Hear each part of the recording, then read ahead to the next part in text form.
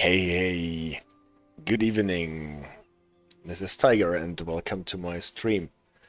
I just thought let's start talking over this music in the beginning since the game takes longer to boot up than I thought. And I always have to hit the start streaming button a couple of seconds before the intro starts. Good evening AJ, thank you for moderating my stream. It really takes long for the game to load up. So then please hear the disclaimer that I never see in the intro of the game anymore. We are talking about playing computer games, not about how to run a real railway. So please leave the real railway installations and trains to the professionals. Dobry den, CD Radar. Welcome to the stream. Nice to see you again. I hope you had a nice week.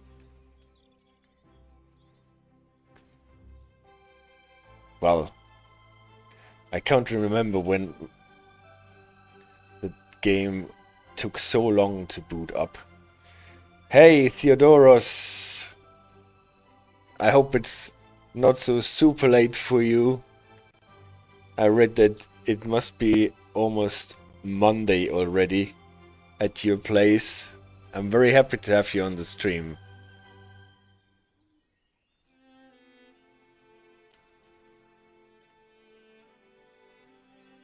Okay. I have my Kofola ready. What is the Kofola, by the way? Oh, perhaps something with a coffee in it.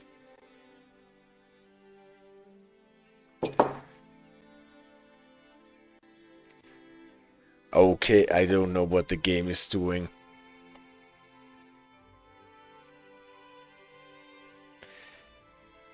You caught some sleep earlier, got nothing much to do tomorrow. That is good to hear, then. I hope we are not in an endless boot up sequence anymore here. This is taking really long. Okay, now we have made it. And got to the intro. Hello Dovetail, hello Focus. And my disclaimer just runs through and cannot be read. So yeah, please leave the real train stuff and railway stuff alone. This is your Czech lemonade answer to Coca-Cola, and it is just so good and delicious and better in every way than Coca-Cola. Kofola, I need to try that. I remember when my buddies always went to Prague in the Czech Republic to drink beer, not Kofola, but I'm not really a beer guy, so then I could have had the Kofola. Sounds delicious, even with the name.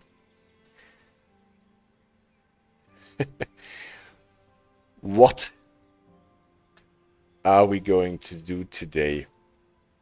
We're talking about PTC, positive train control, in a nutshell, in general, and for that we are running a train on the Antelope Valley line. What is really a nice thing to play, Oakville Subdivision. Last played Oakville Subdivision, interesting, right? Because I wanted to check if this one locomotive on the Oakville Subdivision has this terrain management warning symbol for the crew alerter. Where is the service that I wanted to run? Lancaster. I wanted to start in Lancaster and drive home towards LA. We won't make the whole trip today, but the outward part, you can see it here. We're going actually through the Antelope Valley until we get to Newhall, and then the trip home through the suburbs and along the Golden State Highway to LA Union will be next time when we are talking about the IETMS system in particular, because I thought I cut the program that I had in mind in two pieces. First, we talk about PTC in general and the different systems that have been approved by the FRA. And next time we talk about the specific safety systems that are installed on the locomotives on the Antelope Valley line for Metrolink. Antelope Valley sounds like some zoo exposition. Yeah, it's true. You have Lion's Den, Antelope Valley, and Elephant Savannah. But it is a great name. I like it, and I like the line, actually. It is an interesting thing to play, even if it's just a unidirectional line most of the time, but it has an interesting dynamic speed profile, height profile, terrain profile. I like it. So, starting up, opening the doors. We have only 1 minute to prepare. Never forget the cap setup switch, generator field on, reverser in, up front lights are already on. We can blow up the instrument lights. The brakes need to be cut in. The ATS and the PTC are already on, what is still a peculiarity. The TMS, what is the alerter replacement, is off. But we want it. The bug with the scoring system is still on. We will not be getting our full points here, I'm afraid. But hey, who cares?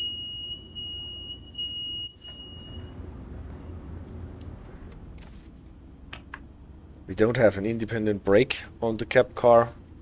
Running back to LA, most of the time we are driving the train from the cab car.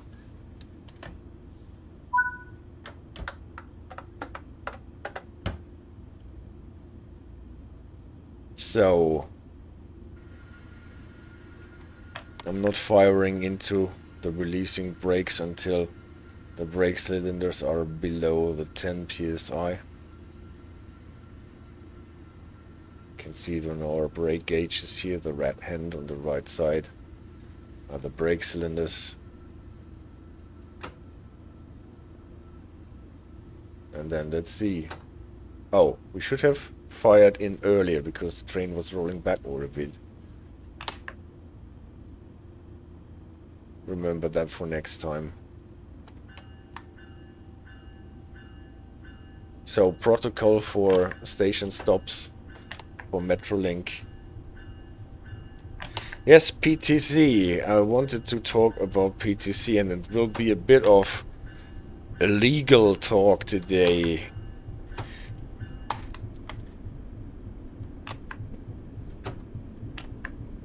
Because I wanted to have a look why we have all this PTC stuff. Why we need to have it. Why this is a new thing for the US-American railway environment.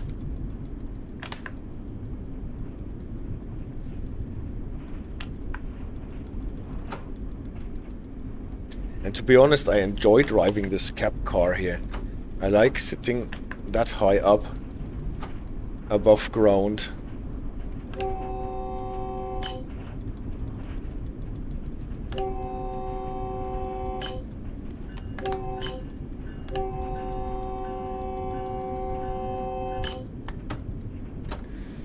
Remember that the bell does not turn on automatically when you start honking your horn on the cab car, unlike when you're driving from the locomotive.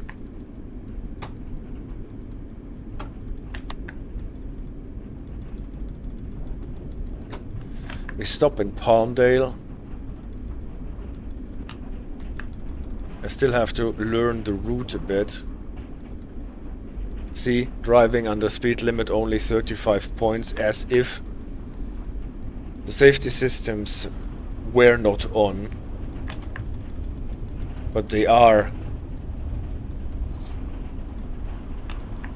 And if you try to turn them on with holding down shift and control and hitting the return key, nothing turns on.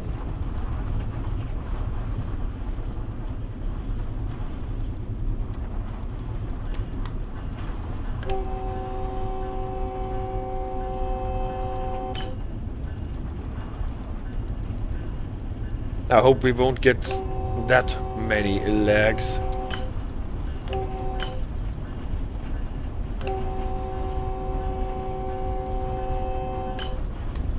On this route it definitely holds true that the first time running it you get endless lags, and then it gets better over time.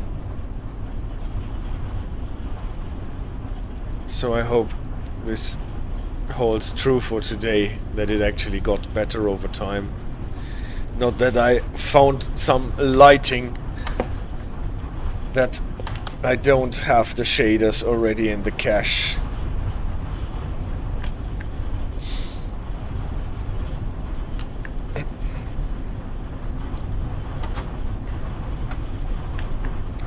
.79 is the fastest that we can go on the line here.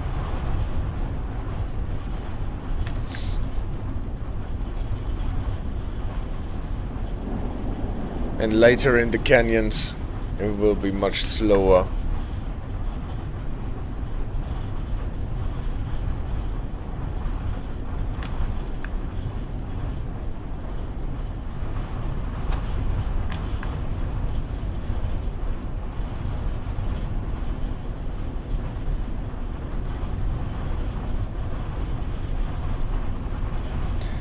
Oh, it's lagging really hard.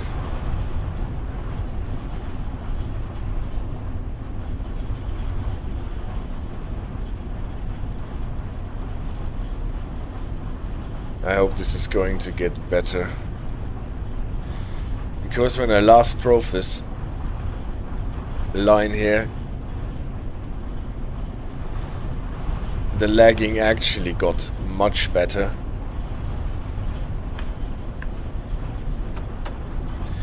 But maybe I have a different lighting now. And the shaders need to be calculated again.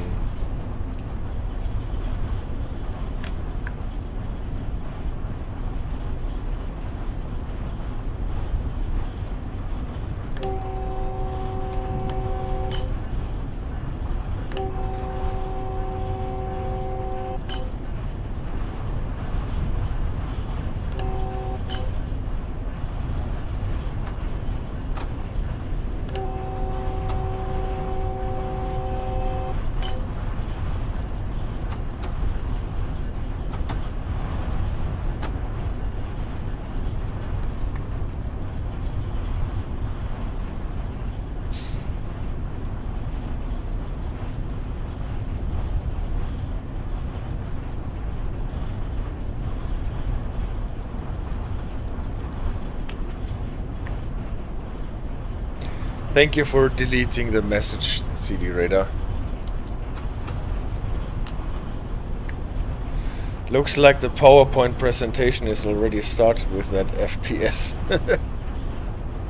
Yeah.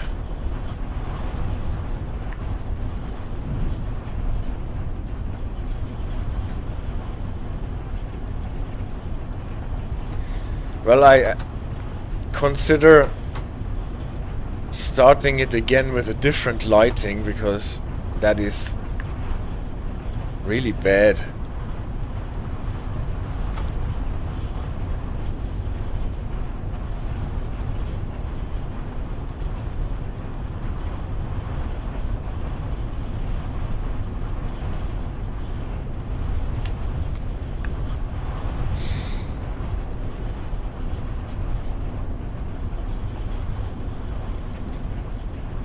If we have this for the whole time, I can't even switch down my engine so that we don't...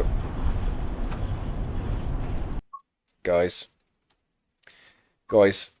I want to try this with the thing that I had before.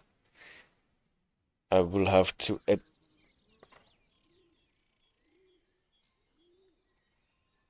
edit the service thingy. At least we can see the Vectron.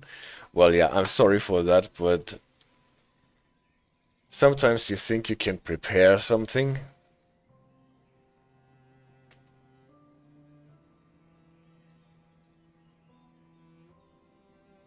Oh, so now it takes ages to get back to the main menu. What happened here?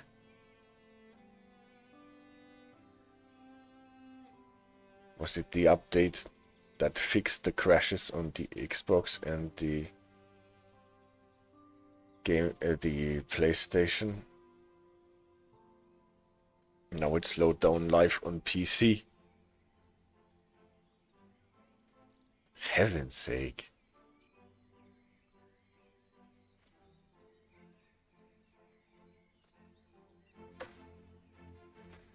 Yeah, I have something running in the background, but that is what I usually do.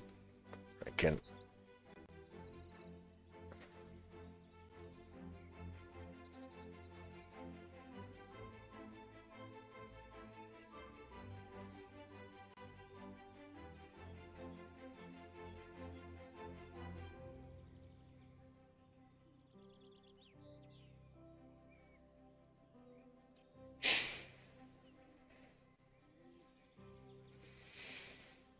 And OBS tells me that my CPU is at 6.5%.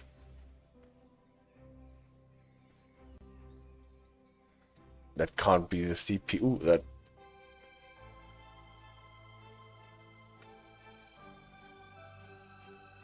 is causing the problems here.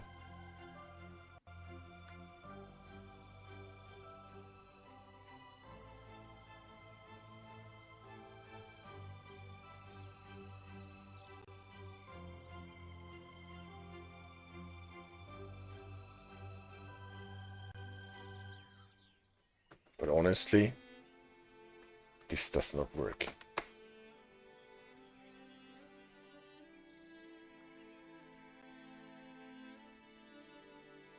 Now all of a sudden.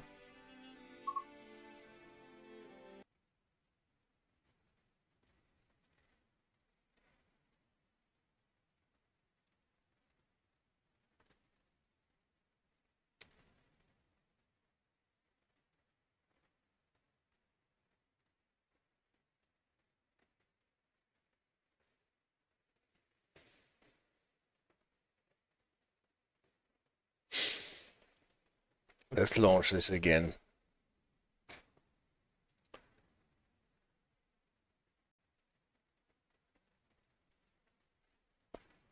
Nah.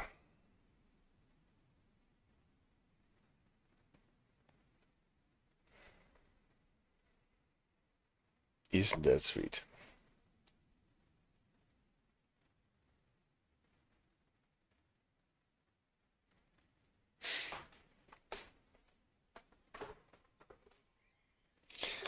So at least the game comes back on. And now let's see how long it takes.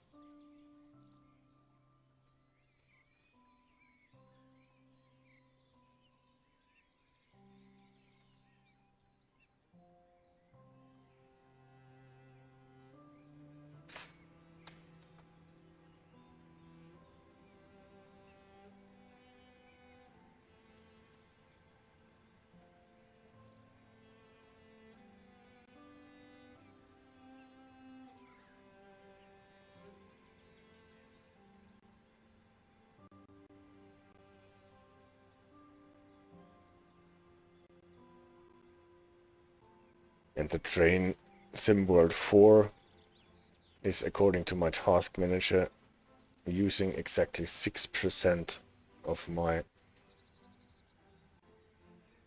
CPU power.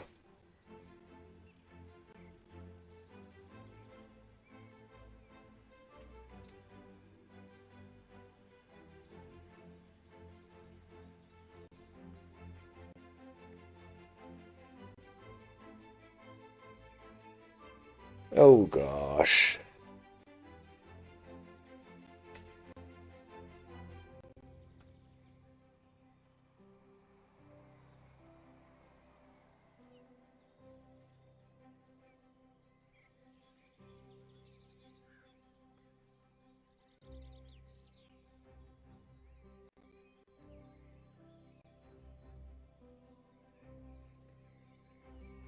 AJ, are you still awake?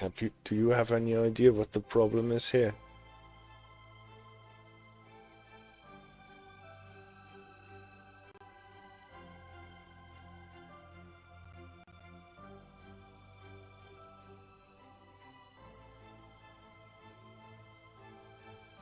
Well, we had this problem when Train Sim World 4 was first released on Epic Game Store.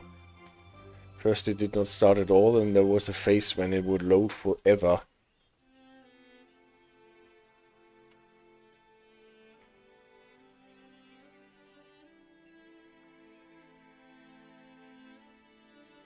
And you tried it earlier after the update, but before streaming, was it also that bad? No, it wasn't. Actually, I typically restart my PC before I go into stream so that I have a clean installation, or not an installation, but a clean setup, and every process is out.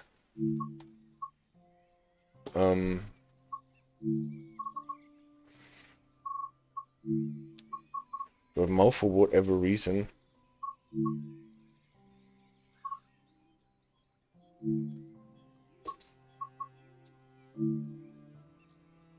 it takes forever. Actually, no, we are not yet done. And it looks like a long evening tonight.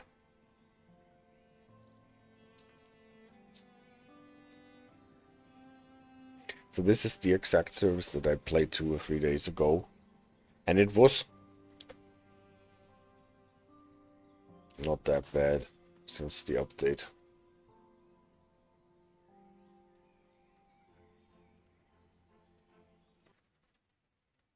Maybe it was the restart. Let's see where we're going now. Now I probably forget stuff. At least I can now turn on the number lights. I did not do that the other time we started.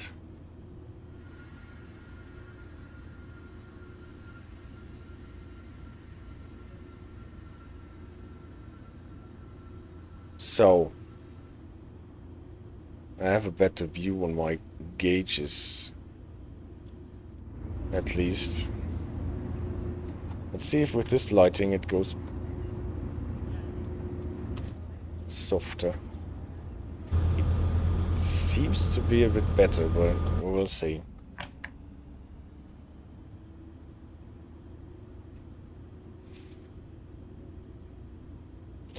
AJ, hopefully it's better now. Maybe it's a problem with OBS, if it's nothing else, but I have no clue. Well, we will see. We will see.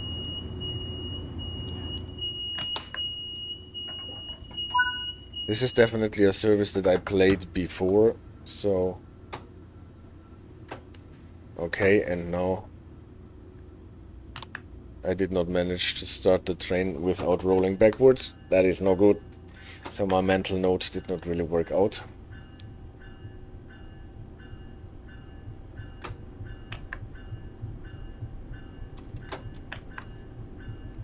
I have a feeling that it is reacting a bit more immediate than it did before, so keep your fingers crossed that it will work.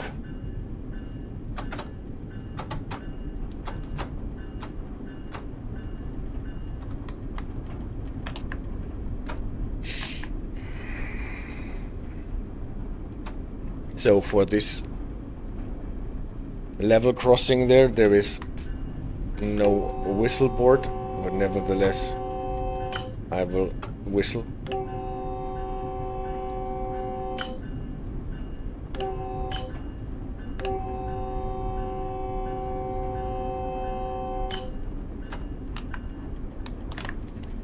In LA we have quiet zone boards I have seen in the meantime, so we don't need to honk the horn there, but outside here in the Antelope Valley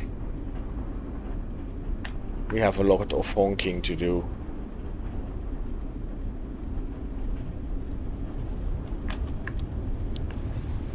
Well, so far it actually runs much better. Maybe the game just wanted to be started anew.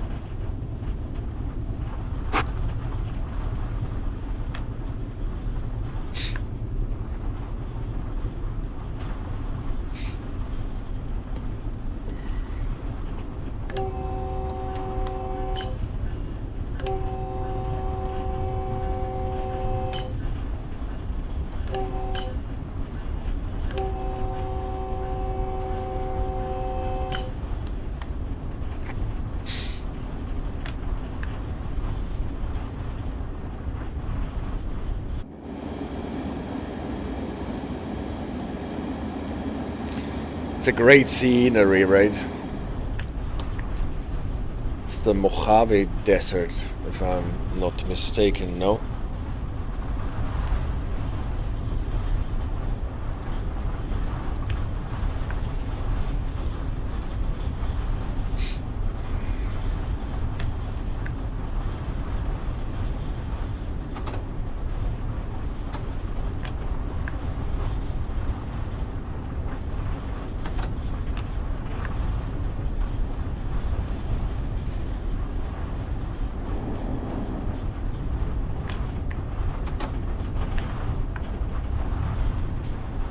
Well, yeah.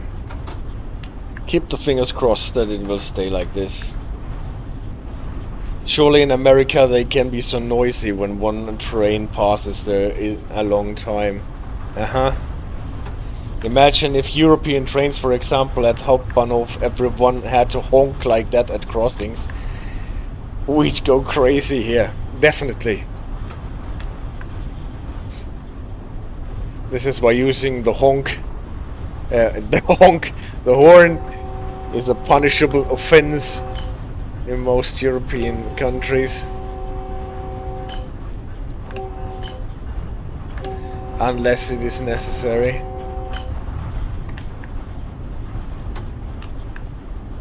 But well, I guess it can be a nuisance in the United States as well with all the honking.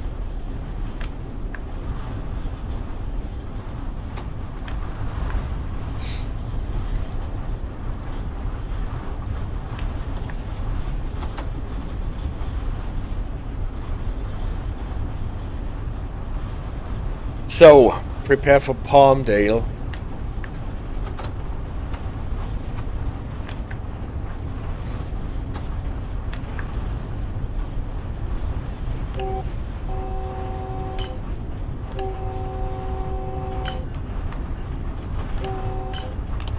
This crossing does not have a whistle board.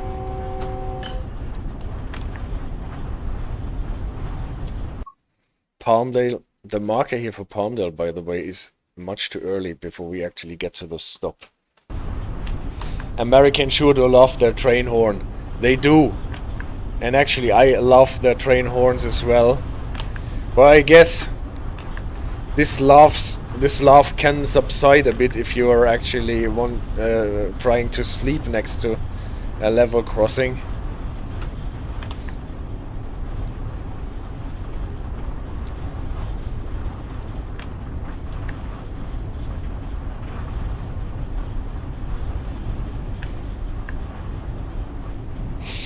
It is like airplane, even if you are used to it, to be there on sky, you always look there.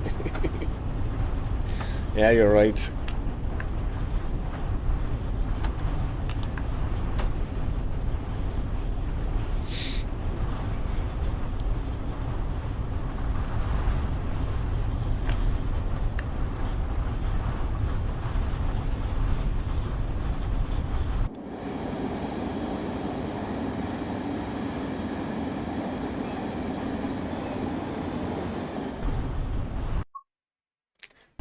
Now we might want to slow down a bit.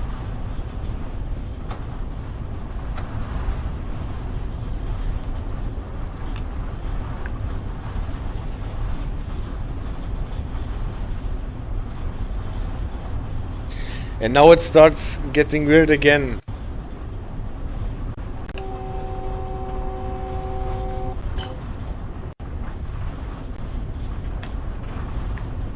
Was this because we created all the shaders on the first try until we dropped out here?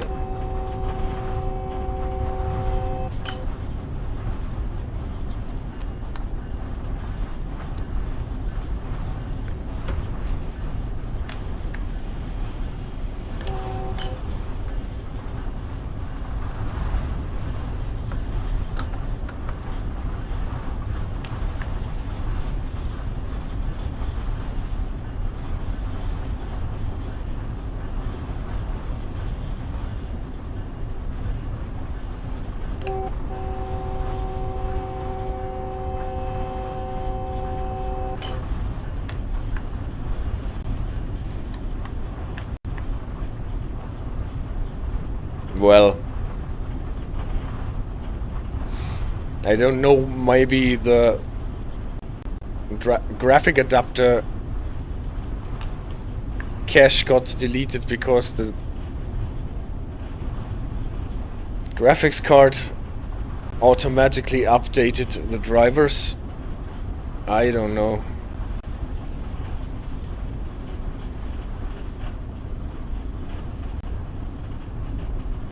At any rate, this is really, really bad today.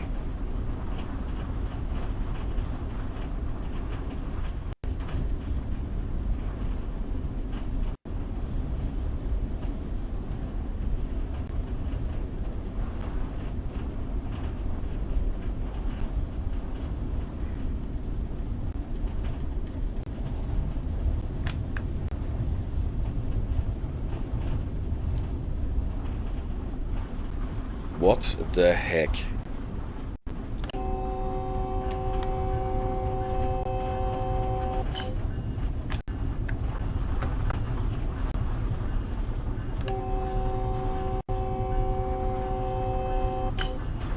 How was you supposed to time the slowdown if your stuff does not react until 3 seconds later?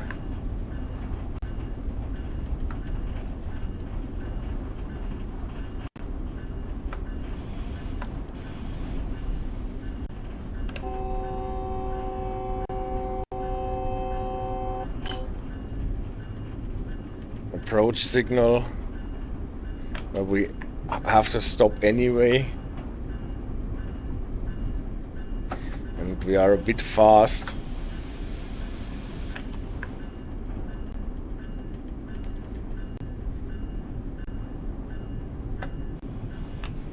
Okay, this is ridiculous.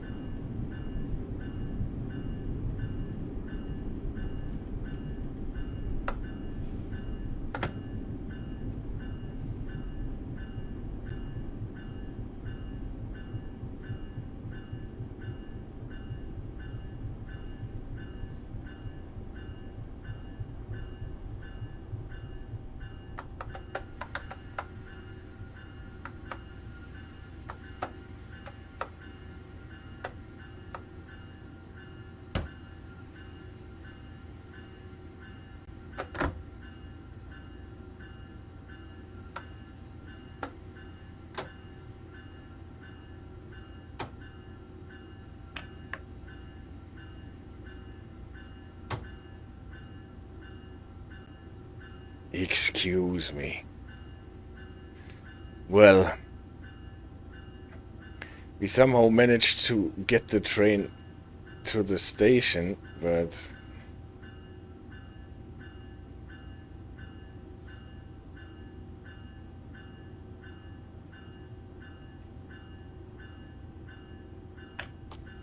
this is like playing the game in slow-mo.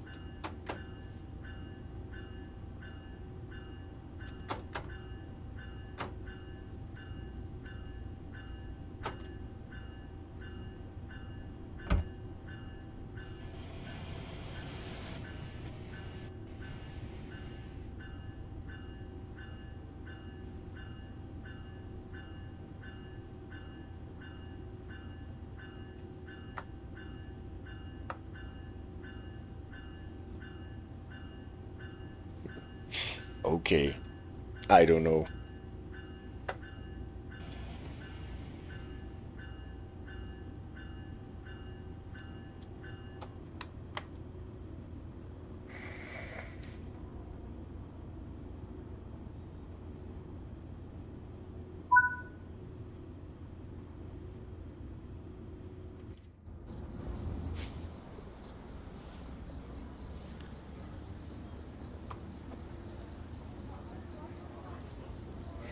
Yeah, I'm a bit...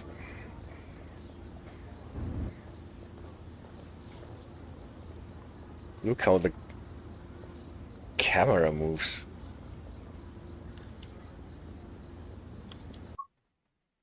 There is something very weird going on today. I will do the presentation now. And then we will see if it works better later or not.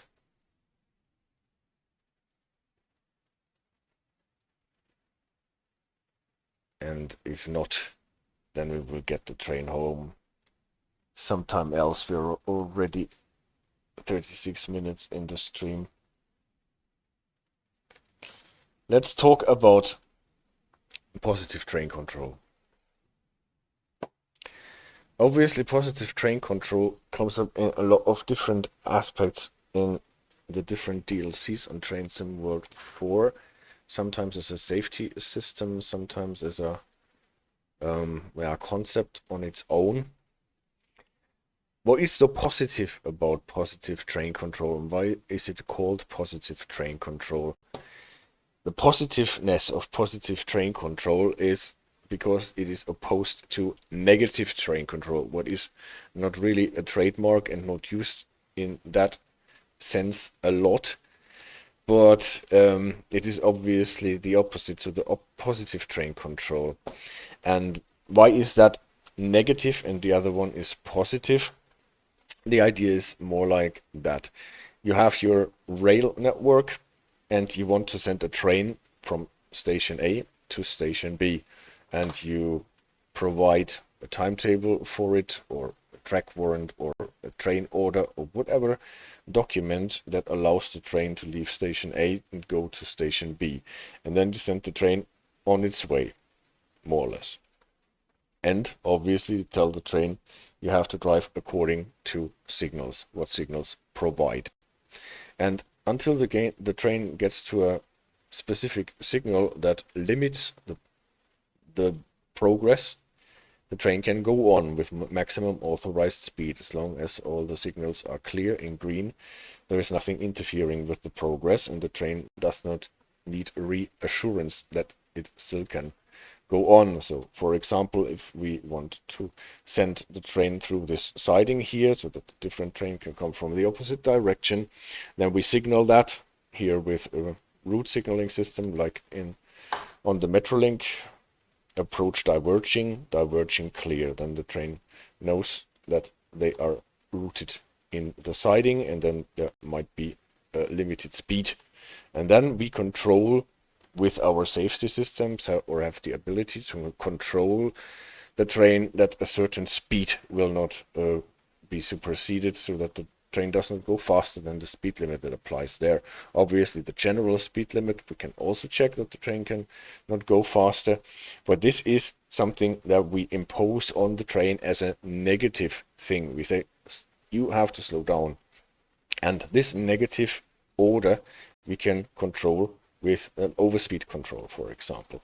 If the train needs to stop somewhere, we can warn him off with an approach signal, for example, and then we can build a system that requires the train driver to acknowledge this signal. That is what happens in a lot of more or less basic safety systems. Then as soon as you're going across or past an warning signal, you have to acknowledge that you got the warning. You have that in the AWS, you have that in the Swiss Integra Signum, you have it in PZB, where you have to acknowledge the warning that you have to slow down or that you have to stop. And if you fail to acknowledge this as a driver, then the train can apply a penalty brake. Again, it is a negative impact on the train, and order to slow down, to stop, that will be controlled with a system like this. And the same thing, if the train actually has to stop, then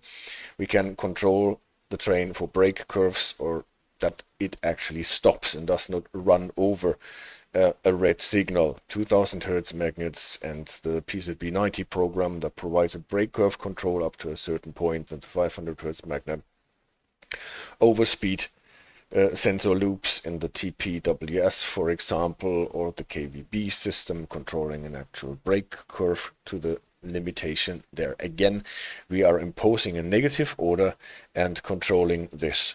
The principle of the negative train control systems are even if they are not called that way or with that word, is that the train can go as long as nothing tells it to slow down or stop. So if nothing tells the train to do something else, the train can go until it reaches its destination. And there are a lot of things that we cannot control this way. For example, we cannot control if the train is maybe going straight ahead here because the switch is misaligned. We cannot really control if the train is slowing down properly until it hits the brake curve, for example. We cannot control the train that it actually stops in front of the red signal if we only have a 2000 Hertz magnet, for example, here, that stops the train as soon as it tries to pass the red signal. So there will be an overlap for the train until it actually gets to a stop. We cannot control the train that it does not go beyond station B, for example, if there is not a signal and the magnet that stops him in this position. So we can only control the negative orders that we have for the train, and a lot of other things we can't control with systems of that kind. So what does a positive train control do? To the opposite of that. We have the same network. Our train is supposed to go from A to B. And what do we do now? We tell the train, okay, you have maybe those signals. Again, I even upgraded those signals here to a diverging approach diverging and then a diverging clear, so that the train can actually go through all this. It does not need to stop. But we don't send the train on its way and tell them, okay, go to B until you get some adverse signals or whatever. But we allow the train only to go the first bit. We give him a movement authority to go only until a certain point, and then we tell the train you have to stop unless you get a new movement authority. And when the train reaches the spot, or maybe a bit earlier, we can send the train a new movement authority. And this can be done with local transponders, for example, like the balises that we know from ETCS level 1, for example. And they transpond to the train a new movement authority. And this can, if we don't use balises, for example, local transponders, be done with radio, like on ETCS level 2, for example. Then most of the time we can talk about communication-based train control. So we radio it in Europe with the GMSR radio network, on ETCS level 2, for example, in its full application. So we give the train a new movement authority, either by the balises or with a radio network or with other means. Actually, this is not necessarily limited, but this is the typical ways that we get new information and a new movement authority in the train. And then the train can go the next bit until at this point he needs a new movement authority to proceed. And with this movement authority we can tell the train all the time exactly which way it is supposed to go, and how fast it is allowed to go, and so on. And if the movement authority ends, for example, then the train needs to stop, and this can be enforced by the system. So if there is no new movement authority, for example, then the train will come to a stop, regardless of whatever signal there is, or if there is a signal at all, because it does not necessarily need to be like this. We can stop the train at some point in between, where there is only a spot where there is a new transponder, for example. Obviously, sometimes if we stop a train and we want to give him the new movement authority with a balise, and the train cannot reach the new balise to get the new movement authority, then we need to have a system that allows the train to inch forward until it gets the new transponder. This is what we talked about in the ETCS stream with the release speed. Then the train might be released from supervision and it can go on site with a very limited speed until it gets the new movement authority, and then it is guided again and can go on. So when this goes on, then the train always gets a new movement authority until until it gets to its destination, and then it ends, and then it will not get a new movement authority, so we can also prevent the train from running beyond its destination. This is by this called positive train control. The train has to stop unless it gets a new movement authority. Compared to negative train control, the train can go on unless it gets an order to not do so. This is the theory about the word positive train control and the idea that is behind that. This is not entirely new. The track warrant system, for example, more or less depends on a thing like this. Token thingies depend on that possession thingies, that one train can go up to a certain point and then it needs to stop and renew its authority, its token, its warrant, whatsoever. The new thing now is that we can have automatic systems that always compare the movement authority to what the train is actually doing. So most of the systems need a positioning system so that the system knows where the train actually is to be able to compare that. And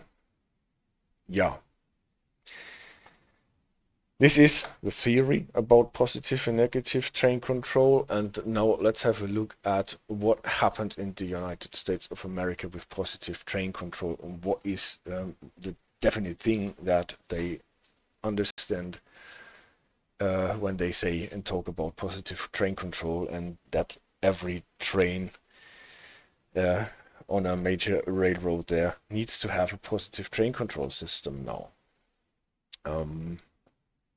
United States of America, obviously, they imposed it on their railroad carriers that they need to have a positive train control system.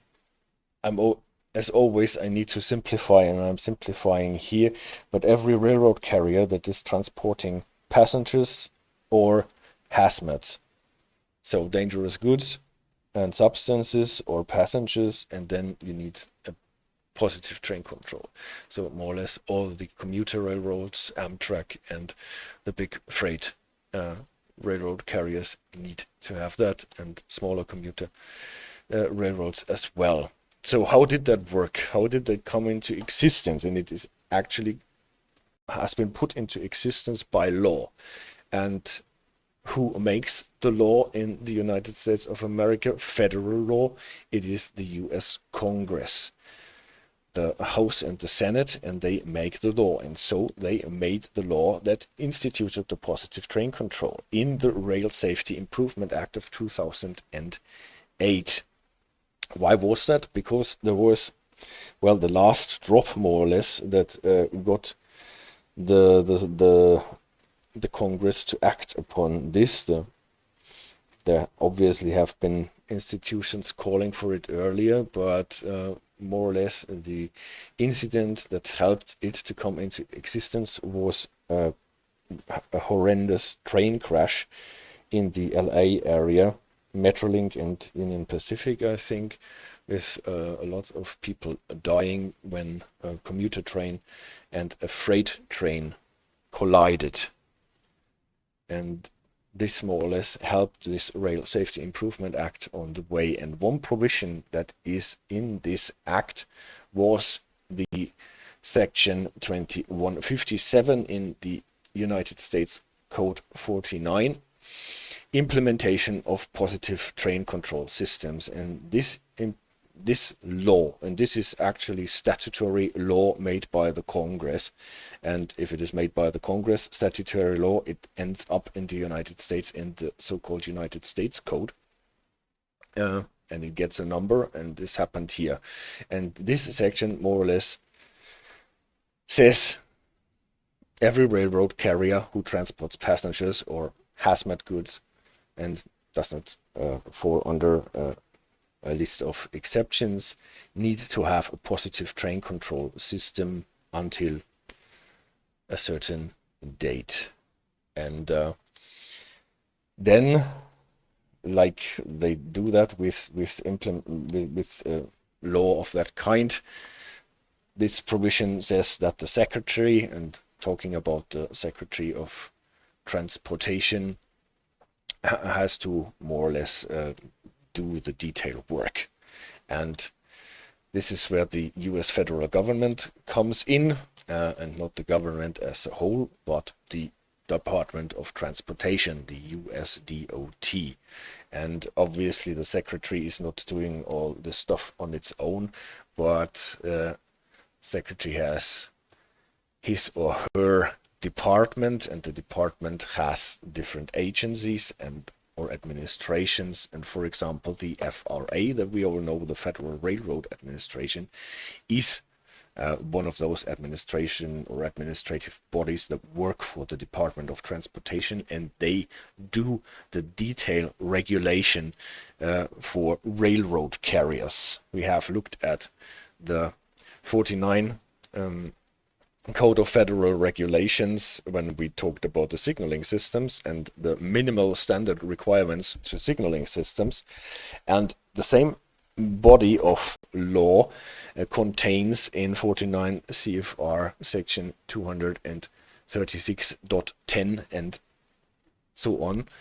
This is subpart I, not subpart Roman 1, but subpart I, about positive train control systems. And there you can actually read how positive train control systems have to work, how they are instituted, how they are approved, and what railroad carriers need to do to implement them. And this is quite a lot of text if you look into it, and you can see that running a railway is not just buying the trains, buying the tracks and then sending the trains along, but it is really, really complicated and difficult administrative and legal work. So again, the idea, United States of America,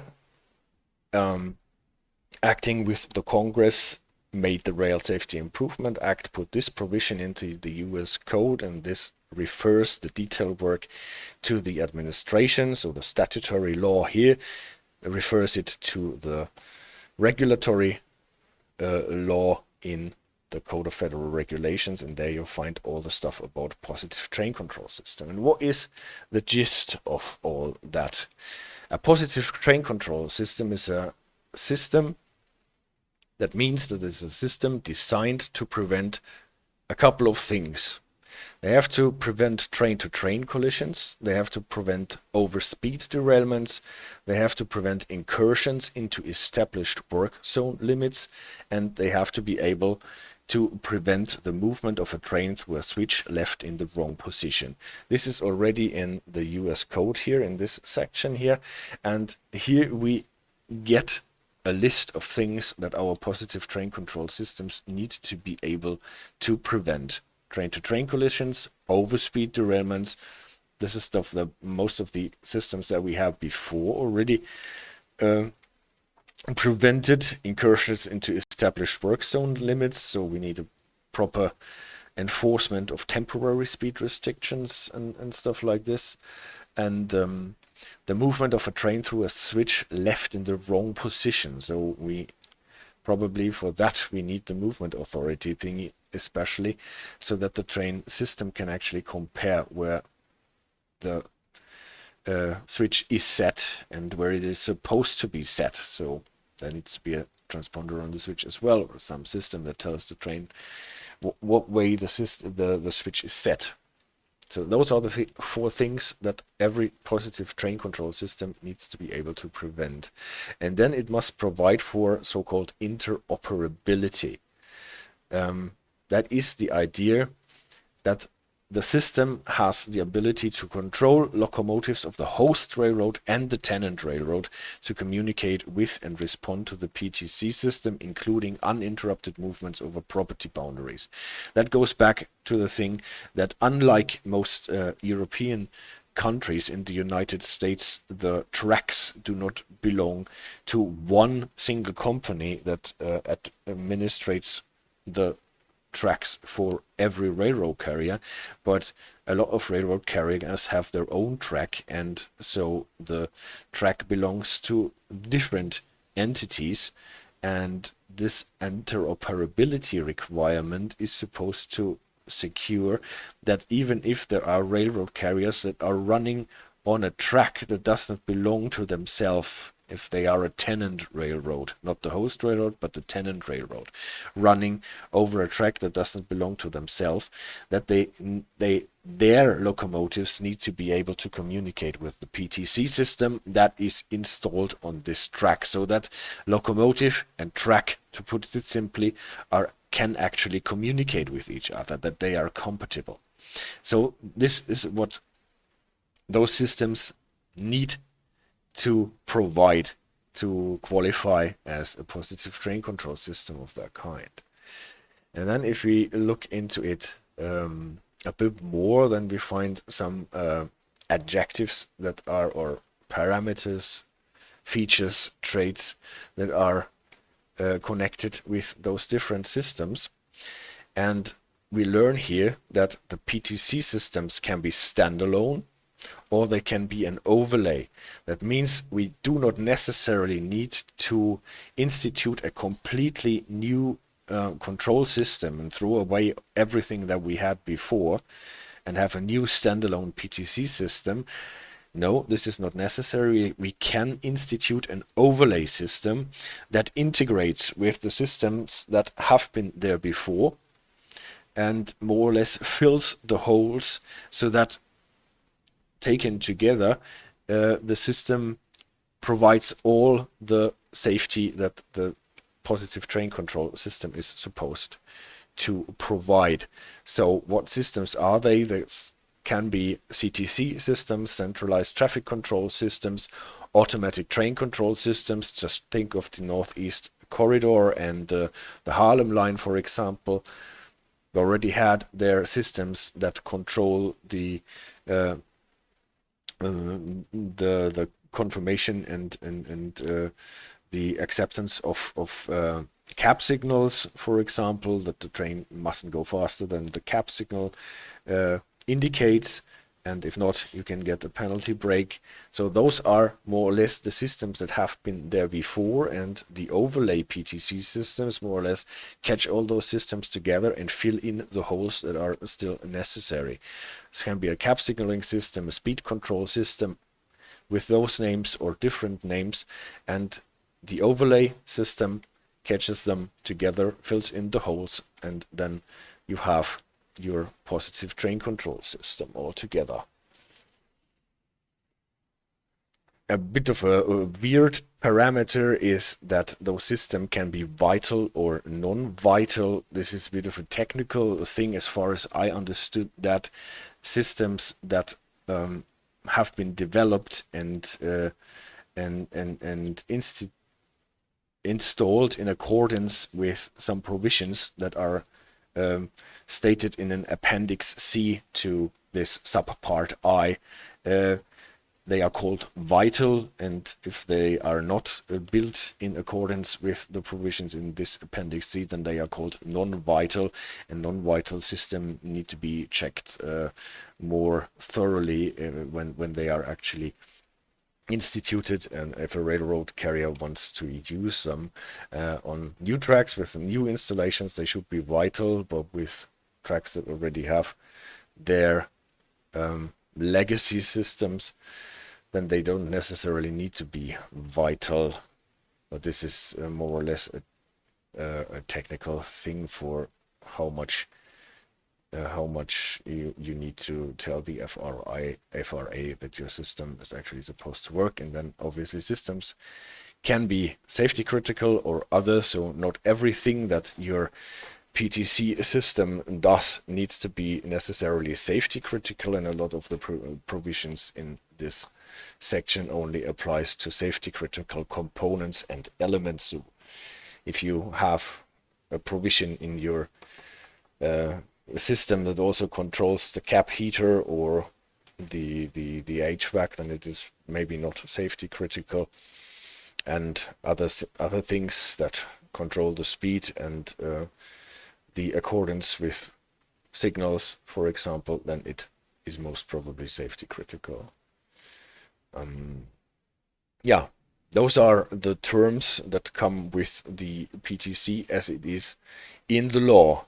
statutory law and regulatory law altogether. Obviously, there is a lot, and I don't want to turn this stream into a legal stream at this point, but I think it is interesting to know what the PTC system actually is supposed to do, and what those traits that always come with the description of this system here actually are supposed to say.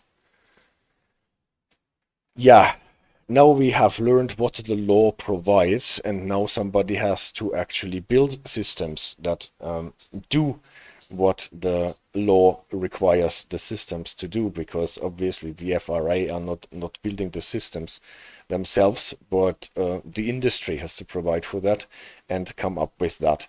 And again, overly simplified, the system is if a railroad carrier wants to introduce or install or use a PTC system to comply with the law, then they either use a system that has already been approved, or if they want to come up with a new system, they have to go to the FRA and send them a certain document, or actually a lot of documents, asking for type approval of the system.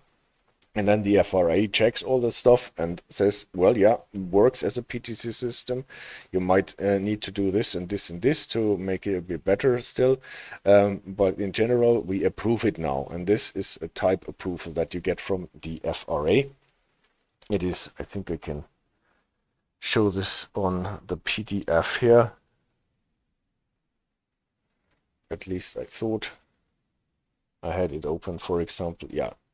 This, for example, is the type approval for the IETMS that we've talked about already, that it is used with many freight railway carriers. And this is a document stated by the FRA, type approval for a system IETMS, and stating that this type is approved in general. And then this is the interesting thing. You can download those letters from the FRA website.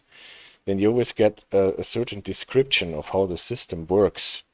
For example, the IETMS is a vital safety critical overlay system. This is what here you can find, for example, the parameters that we have talked about. It's an overlay system, it is vital, it is safety critical, as defined, and so on.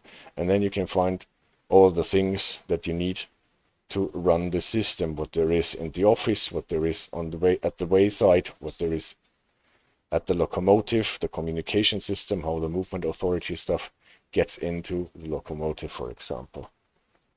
So, taking this out again and trying to find my presentation. Yeah, this is the type approval. This type approval is then valid for 5 years, and then some railroad carrier actually has to install this system in its running operative business. And for that, they need a second thing that is called the PTC system certification. I think if I read the provisions properly, also again issued by the FRA, then they need to come up with a more detailed plan how to install that system in their existing tracks and locomotives, and how this is all supposed to be done, and how the personnel is to be trained and stuff. And then they get their special system certification for this railroad that this works as a PTC system. So this is more or less simplified how this system with the FRA works. And what systems actually got type approval according to the website of the FRA. This is why I'm actually getting into this process here, that you can find on the FRA website all the documents that got a type approval, at least all the documents that they published there. So, from playing Train Sim World 4, we know that on the Northeast Corridor, Harlem Line, more or less on the East Coast, we have access here, access there, advanced civil speed enforcement system, a system that enforces not only the signals, but also the line speeds and temporary speed restrictions, not to incur with work zones and stuff. fed by balises most of the time, and we have a positive train stop facility or feature in this access system to prevent the train from running a red light in advance, actually. Now there is already an access 2 system that operates a lot more with radio communication, so more communication-based train control than the balise-based access system that started out in the beginning. It's got its own, and this is stuff that has been brought to the FRA for the type approval by Amtrak. It was originally built, as far as you can find it, by Alstom. Sometimes some components with Bombardier, who was at the beginning an independent company, was later bought up by Alstom, is now belongs to Alstom. And the newer access stuff, actually 2020 around that, is now issued by Siemens. So Siemens is not a subsidiary of Alstom or the other way around. Those are independent companies. I have not been able to establish actually when and how Siemens inherited the access system and this stuff from Alstom, and how that went. This is sometimes a bit hard to distinguish from each other because they are buying stuff and then they are buying subsidiaries and so on. At least the newer Flyers 2020 around you get from Siemens for the access systems, and the older ones 2010-ish, they are from Alstom.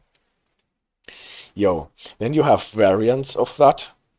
This is the ACES system without the C, Advanced Speed Enforcement System, that is has been brought to the FRA by the New Jersey Transit.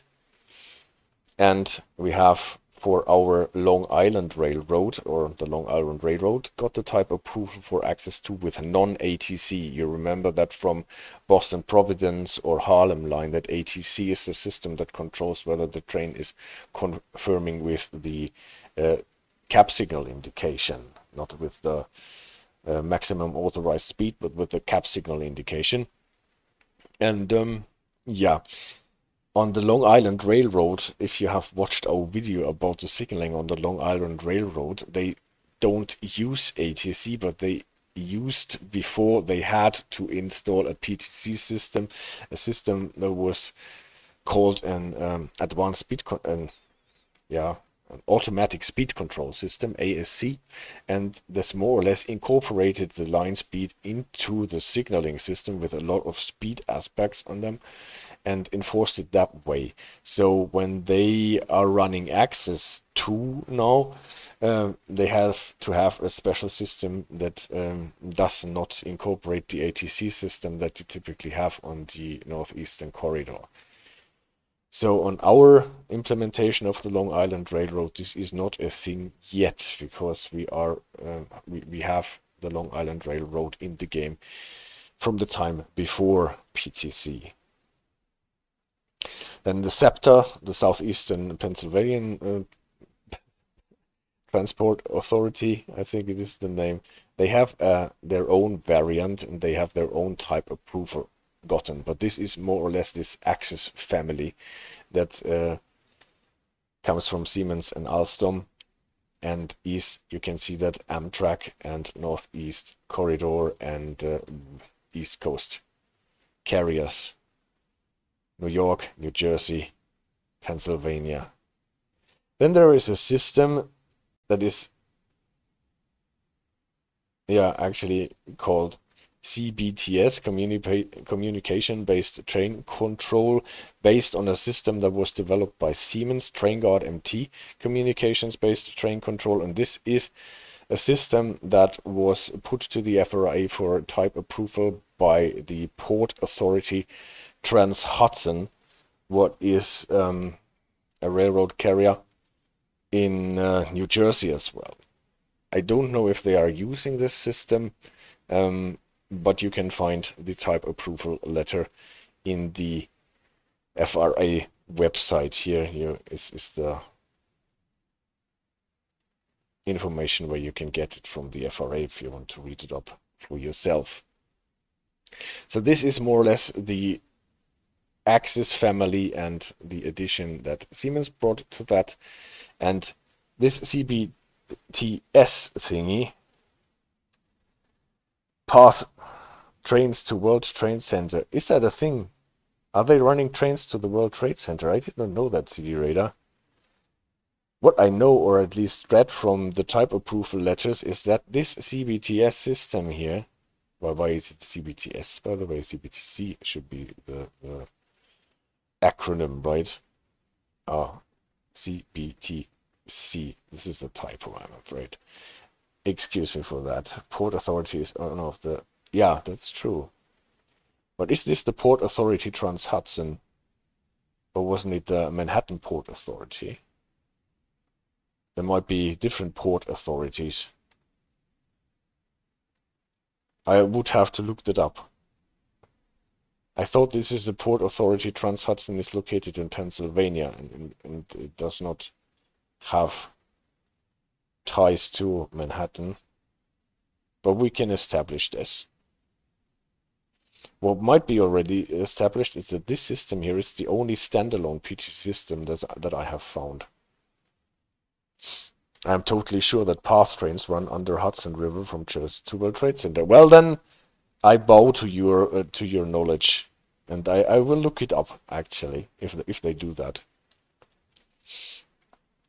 and if this is the same port authority here. We can find this out until next time.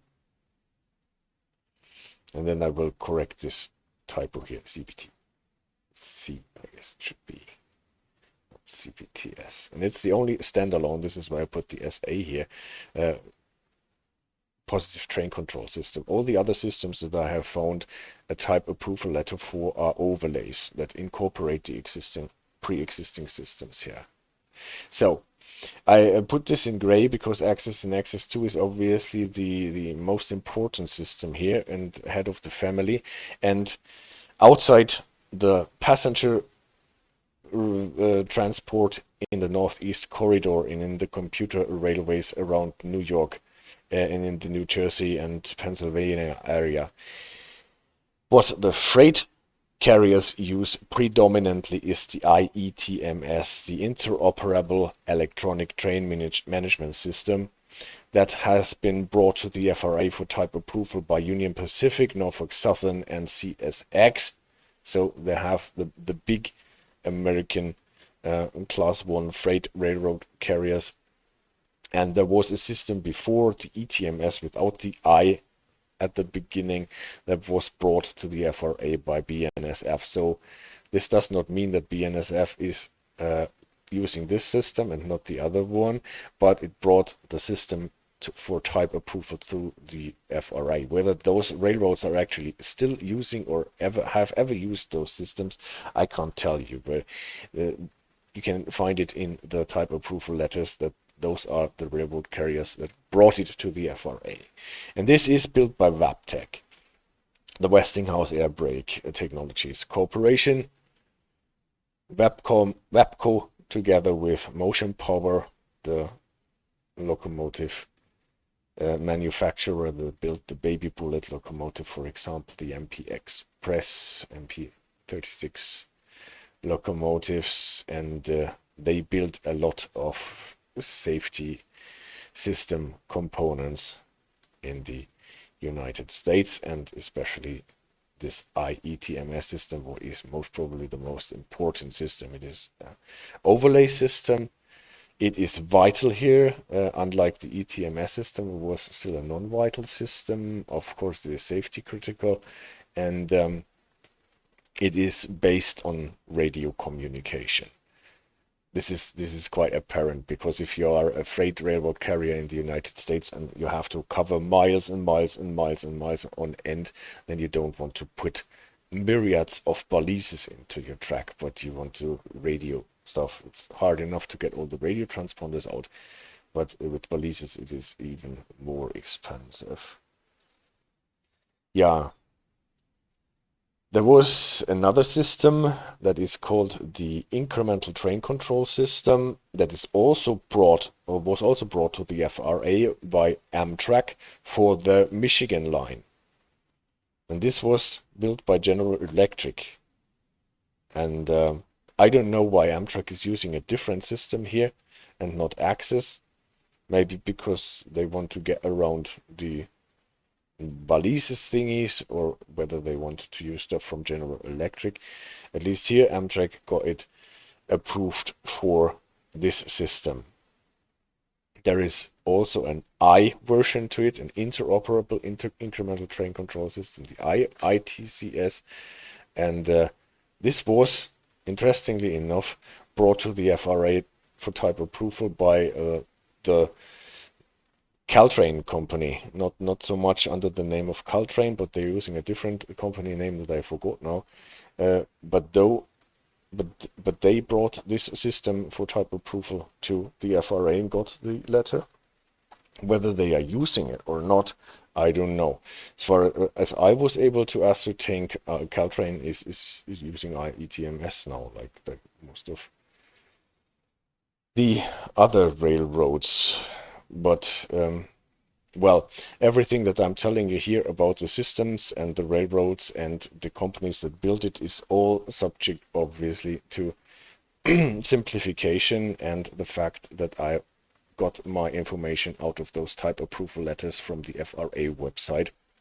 Whether those companies are actually still building it, or whether those railroad carriers are using the system still or have ever used them, we will have to look into it when we get to a route that is actually happening there. Next system that is to be found there, and now it is getting a bit more and more exotic. This is an EATC, an enhanced automatic train control system. I have no idea who built this. It does not say in the letter, and it is has been brought to the FRA by the Portland and Western Railroad from Oregon. Smallish railroad, and they brought their own system there. Same thing, SafeNet system was approved by the Nashville and Eastern Railroad, built by a company called Argenia Railway Technologies Incorporated, that are, if I got it correct, more or less Canada-based.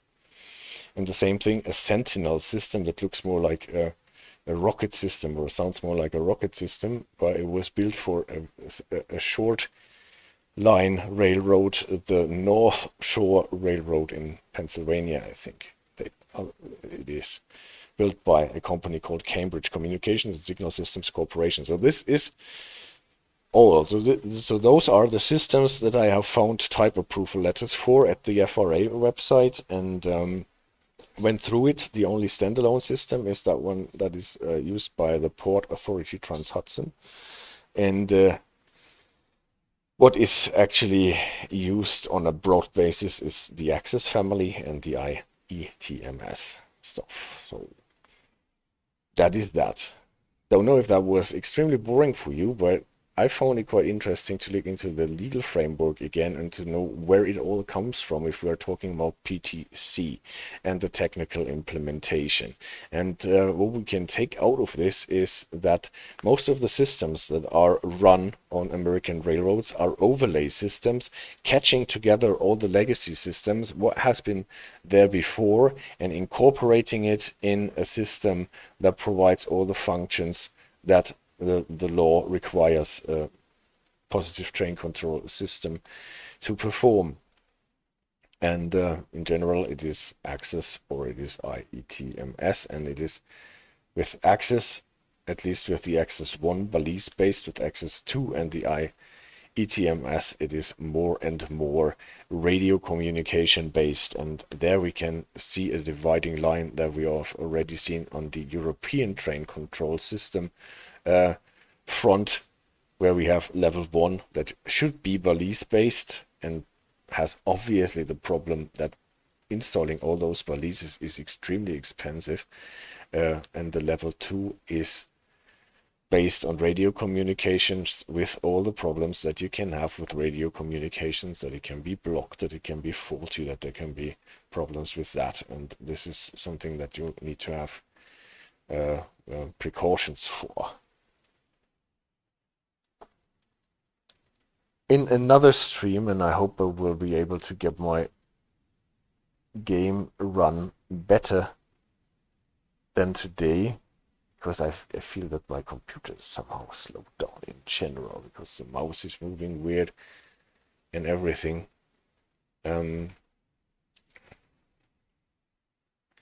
So if for some reason I manage to get it going again, then we will talk about the safety systems implemented on the Metrolink line and what we are actually able to learn about the IETMS system that they are running there.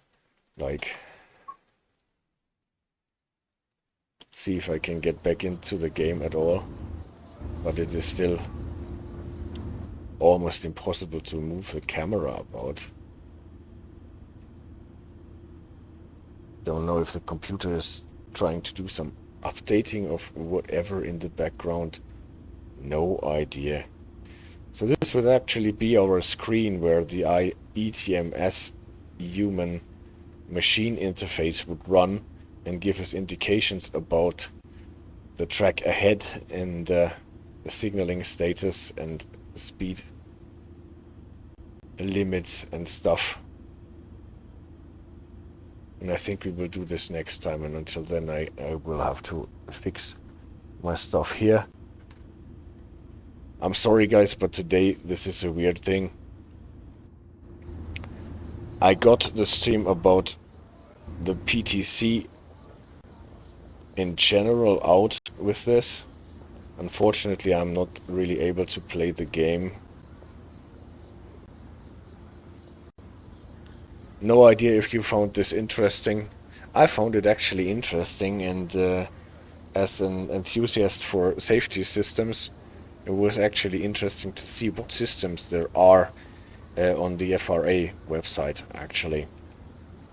And we will find CD Radar out if it is the same port authority that is connected with the World Trade Center that has this Siemens-based, communications-based train control system approved from the FRA, and if they are actually using it somewhere.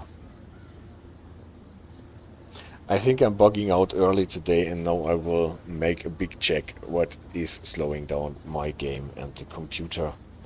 If anyone is still around, thank you very much for joining me on this bumpy road today. We did not make... Theodoros, I'm really sorry that you actually made it to the stream that late at night, and now it is not really working anymore. But well, you got my presentation about the legal framework of PTC, at least, and the train driving. We will have to postpone that to next time.